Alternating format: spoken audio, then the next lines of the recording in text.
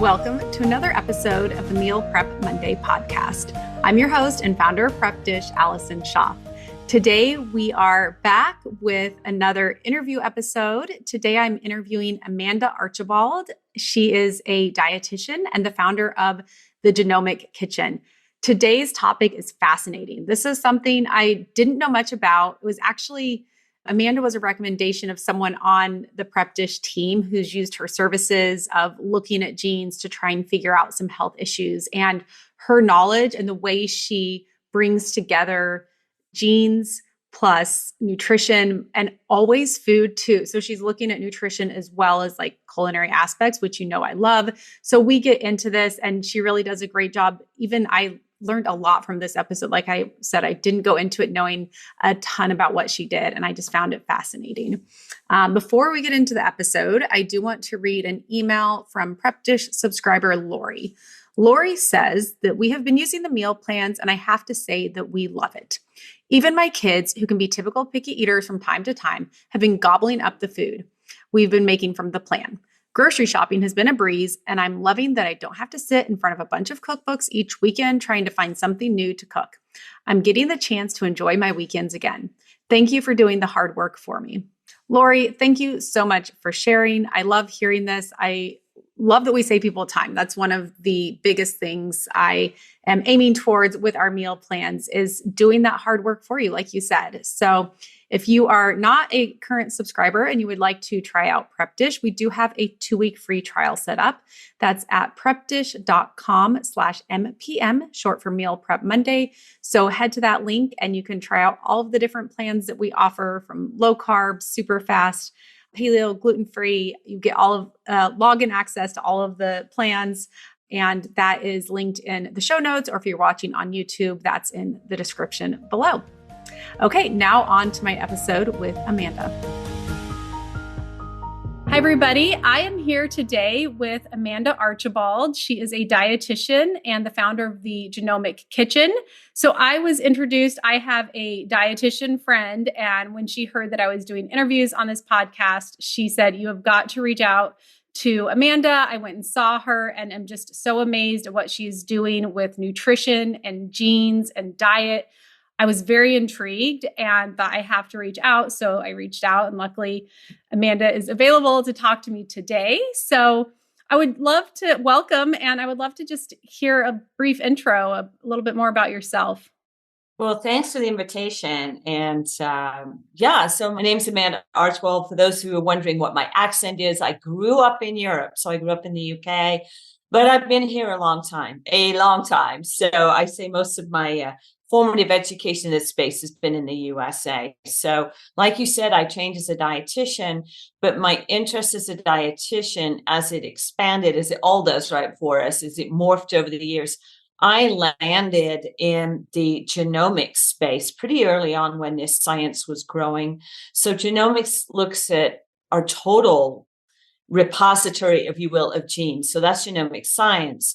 And where it fits in with what I do is that there's different aspects or fields of the science, subfields called nutrigenetics and nutrigenomics. Nutrigenetics is interesting because it looks at how our genes influence how we handle food and information from food, whether we absorb it, whether we need more vitamin B6 or vitamin C, et cetera. Nutrigenomics is different. It's how we use food to really kick genes into action that are slackers. You know, we all have inefficient genes. So it fits beautifully in our, repository of skills for dietitians, because it's all about food, but now we're manipulating food around genetic patterns. So that's my work. Yeah, so fascinating. So what sort of information are you able to get from this testing that then can be distilled down to nutrition recommendations and dietary recommendations? Yeah, we should unpack a test one day live so your audience can actually see what we can see. But the bottom line with DNA testing, and I use very specific testing, which you'll appreciate because, we're both trained in science. We're both scientists in training. And so we have to use testing that has scientific validity It has a backbone in evidence-based science, but it also is also useful. It's what we call clinical utility, because it's no good getting information that says, oh, you may have a tendency to early onset of aging or something, horrific like that, or balding. But if you don't know what to do about it, that's what we say, it's not clinically relevant. So I'm able to see in the testing I'm doing is I can literally see how you're built as a human being, which is amazing. So DNA is your blueprint, which is why we use really, really good tests, because we want to see a lot of your blueprint. And so that genetic information tells me where the efficiencies are in how you're built, if you will, or the inefficiencies. And so once you know that, you know how to steer or build the diet, how to curate exercise, how to work with lifestyle interventions. You figure out, why is my kid a worrier and I'm not? Well, there's differences in their genes. And once you know that, we can know how to intervene to kind of turn up the volume of some genes to help you calm down, or eat more, or eat less, or, turn up or turn down the information we give to you. So we're like helping you hear better biochemically, or kind of dampening the noise, like when you're on an aircraft. So we can do that by looking at genetic information. Wow. And then are there specific populations that you recommend would get testing? Like, are there certain issues that someone might be having that would make you think, this person should look into? Yeah, genetic testing. So I think there's one thing we've got to be careful of here, is to be really clear about the kind of genetic testing I'm doing. Is I'm not looking for genes, like what we call single mutations, that are predictive of life-threatening diseases or, fatal disease. That's not what I do, or dietitians would not really do that. I'm looking at what we call genomics, or variants in genes that do respond to lifestyle. So that's really different. So I would say I do genomic testing. And to me, yeah, and it's really important to understand, like, I'm not a genetic counselor, that you will come and see. So to me, every single person in this day and age should have the opportunity and the right to have genetic testing. And to me, it should sit at the front of your medical record, because your genes do react to the environment. But once you have the information, it doesn't really change. We can manipulate genes. That's epigenetics, if you will. We can influence them. But it's how you're built. So when you have a house, you want house plans, right? It's like, you can always refer back to the attic or the way something's built. And it's the same with a human being. So I think all populations, you don't have to be sick. You don't have to have a health problem. What we can see in genetics is how we can intervene to prevent the onset of something like cardiovascular disease or type 2 diabetes or what have you. So you can see I'm really adamant about the value of this work, because it's how you built. And then I'm sure some people out there in their heads are thinking, well, 23andMe, that's a popular, so they've had 23andMe, but I'm guessing there's some differences. Can you kind of explain, how there could be additional testing and exactly. So 23andMe, I don't know if you remember when it first came out, it was like, okay, well, we'll do this. And it was more on that ancestry track, figure out where you're from. But you can load that information to kind of like consolidators or sorter engines, if you will, and it will spit out information. And back in the day, it would be this long list of genes, and it might be yellow, red, and green, and nobody had any understanding of what they meant. I can look at that data because I can see patterns and understand it. But what we're seeing with 23andMe data is there's so much fluff and there's so much information that we don't know if it's relevant. You can certainly pick out genes by their file number, if you will, but there's so much noise, right? And as I said at the beginning, we want scientific validity and clinical utility. So so there's a big difference between the rigorous kind of evidence or research we sift through to build a test that I would use versus, just load it to a consolidator and see what comes out. And, I've got this gene and that gene, therefore I better go onto Chat GPT or AI or Google and say, I've got this form, therefore take vitamin B12 or some supplement, where in fact, you may be looking at a gene that hasn't been validated. So I absolutely would say, you can play around with stuff you can buy on the internet. But if you're really serious about, hey, I want to look at how I'm built, you definitely want to go with a clinician that's been trained to read and interpret for you.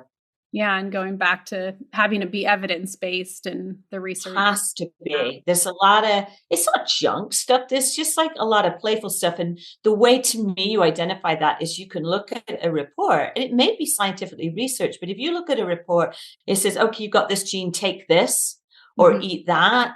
It's what I call line item DNA. It looks like a ledger, right? And what you want is to be able to work with someone to say, hey, you've got this pattern of genes. So when I put them together, this explains you, like brain fog for women, or, we're always interested in ADHD or intolerances, et cetera, detoxification. Well, we look at multiple genes in different areas in the body to figure out, what your pattern is. And then we know what to do. So buyer beware. Yes. So when you're looking at all of these, patterns and reports, are you finding, what are some surprising findings that you've had? Are there some things that are popping up a lot? Yeah. And it's actually some of the work I'm just about to speak on. I'm going to Australia and New Zealand next week, and I'll be speaking on, in one place on how the patterns we see in DNA can drive innovation. So this is more in how you might curate a meal for restaurants, actually in the home environment, formulations for supplements, et cetera. And so one of the trends, because I've been doing this for a long time, that you don't see it in reports, but when you look at enough DNA, you see patterns. The one I find amazing, which will be interesting to your audience, because as you said, you maybe have more females than males, right? Maybe more moms or what have you, is I'm seeing patterns in that we can never say predictive, that may be associated with osteoporosis or bone health that are not conventional patterns. So, a lot of times, particularly women, we find out later in life, hey, I have osteopenia or osteoporosis. Where did that come from? I'm taking my vitamin D. I'm eating my calcium-rich foods. I'm taking my multivitamin. And what I'm able to start to see now, and we validate it, at least in research, we can't predict the pattern, but it's enough for me to say, hey, first of all, if you have kind of osteopenia, or you're heading in that direction, then we want to look at a process called methylation, which is supported by B vitamins. So this is a very important process in the body, which us dietitians many years ago didn't learn about, but it's basically a very, very important for multiple pathways. So we see this strong association with methylation. The methylation affects, or one of the molecules can affect how you create a bone matrix that allows you to absorb and retain the minerals you keep hearing about. So you can take all the vitamins you want, but if there's destruction to the matrix they would adhere to, that's number one. And it's coming from this process of methylation potentially. So it's got nothing to do with your D and your calcium. So even though that's important, right? We don't we don't say that's not relevant, but I can look at genetic reports and say, hey, no problem with bone. I'm like, okay, not here, but over here. Methylation is one problem. And the other thing we're seeing is elevated cholesterol. When you see those inverse very high LDL, low HDL, that in itself causes a lot of stress on the bone. So so that's what we're starting to see. There's these patterns that we know in science, but the DNA isn't saying, hey, you've got bone disease because you got this, this, and this. It's like taking three different funnels of information and saying they're linked. There's a tunnel that connects them that we're not seeing in product, on menu. We're not thinking about that from a medical perspective, but lo and behold, here we are. And so when we spot those patterns, be able to say to someone, you may be 32, as a female, I want you to go and get a bone mineral density scan. Because you often, conventional medicine will say, I'll wait till you're 60 or you're postmenopausal, by which time you're now chasing your bones. So that's a really good example of what we're seeing that, you're not going to get a script for. We're seeing it in DNA. Wow. Yeah. I want to shift gears a little bit. I'm curious. I saw on your site that you work with some chefs. So I'm curious what kind of work you do. How does that work? Oh, yeah, I do a lot. So I conjured the term quite a few years ago called culinary genomics. So how do we prepare food, and what way do we prepare it so it is in it has the right voice and tone to interact with your genes, right? So that's culinary genomics. So one chef that I work with is in the UK, Kate. So if you're interested in what I'm talking about, so Kate Waters is a trained chef, but she's also a fantastic clinician. So she wears two hats. So she followed my work years ago, and we worked together to produce a course for us, at our level, or as medical health practitioners, dietitians. But at the same point in time, we turn around and we produce a course called Genius in Your Kitchen, which is for the public, for your listeners. So if you want to know how your genes work and how to curate a menu or cook food that talks to your genes, we need to offer that through your meal planning, right? Now we've got genomic meal planning, speaking my language. Yeah, exactly. So that's one way. Two other ways. So I worked with a hospital system in Southern California, and everyone's from San Diego, Sharp Healthcare. So it's a multi-hospital system. We, together with the chefs there, they're all trained chefs, most from fine dining. They didn't want to stand on their feet for 20 hours a day anymore. Said, I'll do better hours in a hospital. We created the first nutrigenomic menu in the world, which means you will go to their dining facilities at the hospital or be a inpatient, and you can actually receive and order food that talks to your genes. So this was a multi-year project. We built it from scratch. We were in test kitchen, hours and hours out, and days and months and years. And when you go to that hospital, it's fine dining. I mean, we serve pho bedside. That was one thing. Or you can have, what is the beautiful Brazilian fish stew? I think it's called majeca. It's called, depending on which country we're in, it's called something else. Or, moseca, mojeca. Sorry for anyone who speaks the language and I'm butchering it.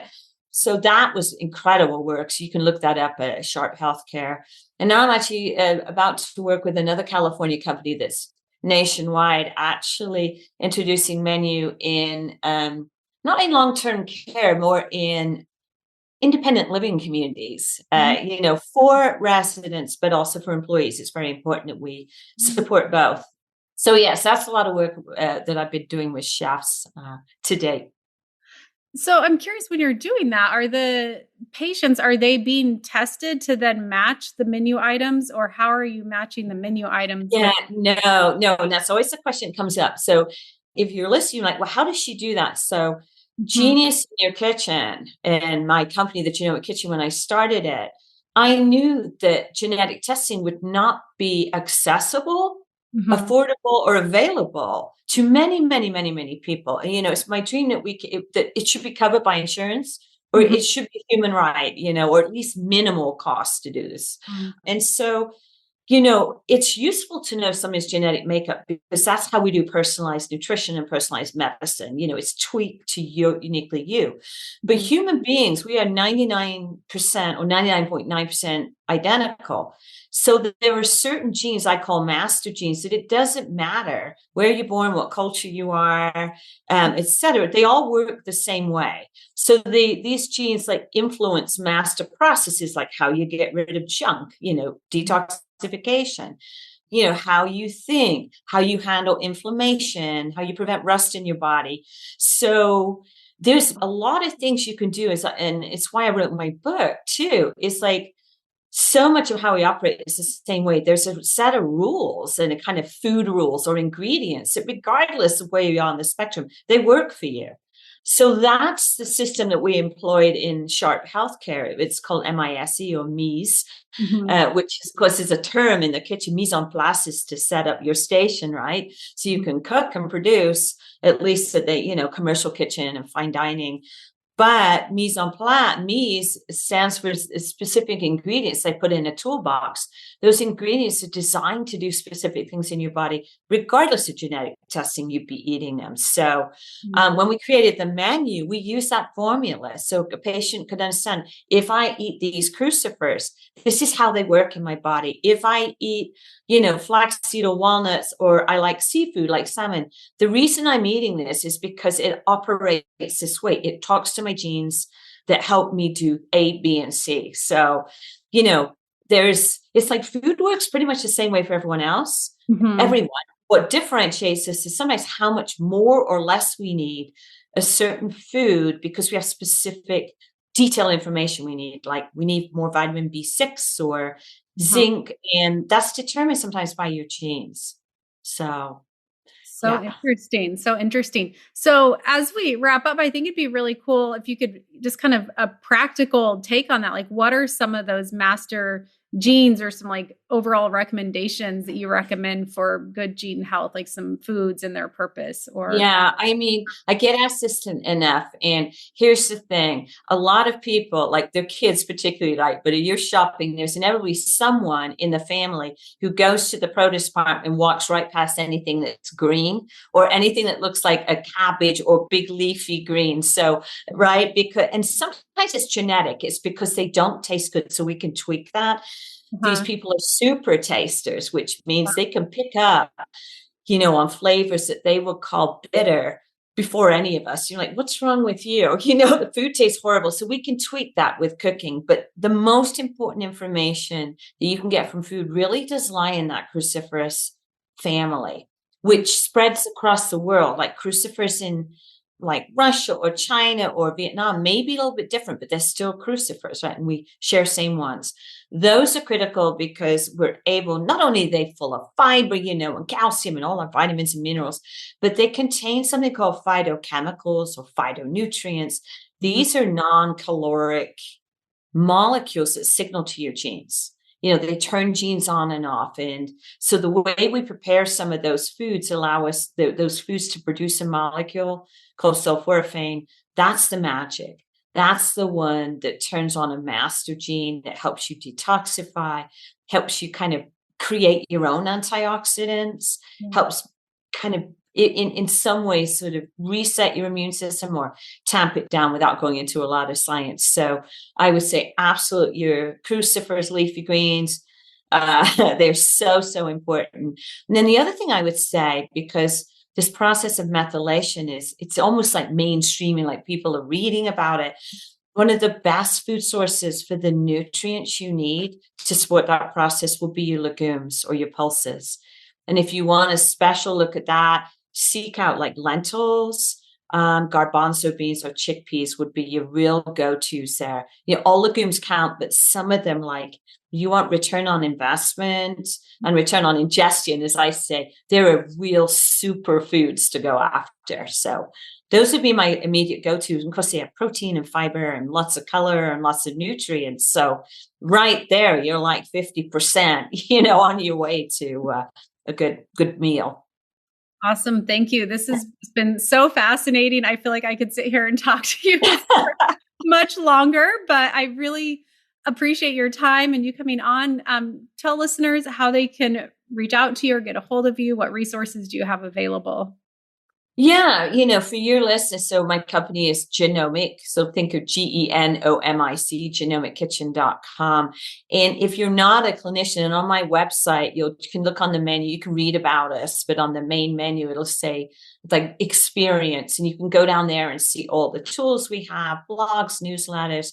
But if you're interested in what I'm talking about, do check out our courses. It's a cooking course, Genius in Your Kitchen.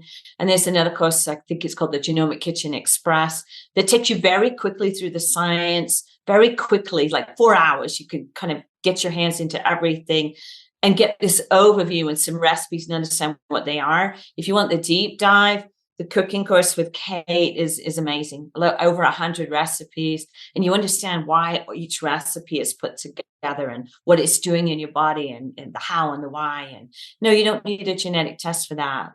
If you are interested in genetic testing, it's right there. And you can send us a note and say, well, I'm interested, but I don't know if it's for me. And we're there. Awesome. Thank you again. This has been wonderful. You're welcome. Thank you for the invitation. Amanda, thank you so much for coming on. This is just fascinating. I feel like I could have talked to you for a lot longer, but that was really interesting. And I appreciate the work that you're doing. A reminder that if you would like to try out the Prep Dish meal plans, we do have that 2-week free trial set up at prepdish.com/MPM. I think that the 2 weeks is just a great chance to try it out, see how it works in your family, see how it is to save time, to like the email from the beginning of the episode that Lori mentioned, let us do the hard work for you. So that's prepdish.com/MPM. And if you are a longtime listener and are enjoying these episodes, I really appreciate the ratings and reviews. So if you have a moment today, I would encourage you to, take the opportunity to do that. If you're watching on YouTube, give a thumbs up or a like. It just helps other people to find these episodes. Okay, that is all I have for this week. I will be back again next Monday with another episode.